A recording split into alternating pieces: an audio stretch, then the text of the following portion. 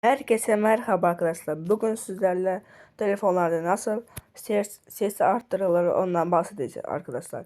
Videoya geçmeden önce kanala abone olup like atarsanız çok sevinirim arkadaşlar. Bir de yorum eklerseniz. Evet arkadaşlar, şimdi videomuza geçelim. Telefonun ses nasıl arttırılır ondan bahsedelim. Evet arkadaşlar, şimdi bir telefonun kendi sesini bir dinleyelim. Evet arkadaşlar, bu mesela.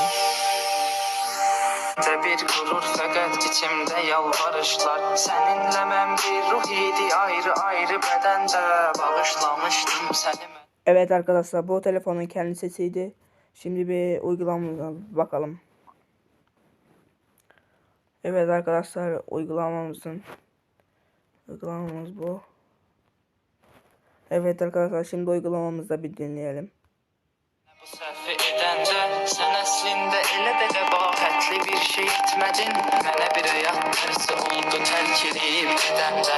Qara gözündən işarətdir həyatımda qaranlıq. Zaman keçir, çıxıb gedir vəfasızdı zamanlı. Mən gələcək günlərimin hamını fəda. Ses çok fazla çıkıyor arkadaşlar. Bu uygulama çok ama çok iyi. Diğer Play Market'te veya App Store'da hiç böyle bir bundan iyisini bulamazsınız arkadaşlar. Çok iyi bence. Bence çok iyi. Bu uygulamamızın adı arkadaşlar süper hacim arttırıcı arkadaşlar. Play Store'ya da yazarsanız süper hacim arttırıcı diye ilk sırada zaten çıkar.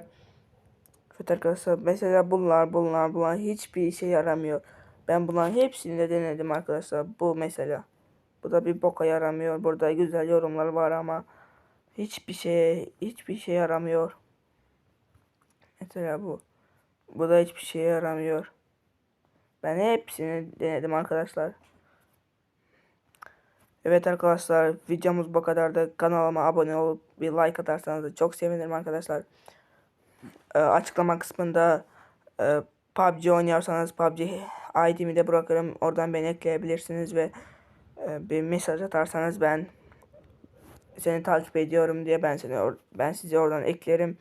Evet arkadaşlar, görüşmek üzere, hoşça kalın. Bugünkü videomuz bu kadardı.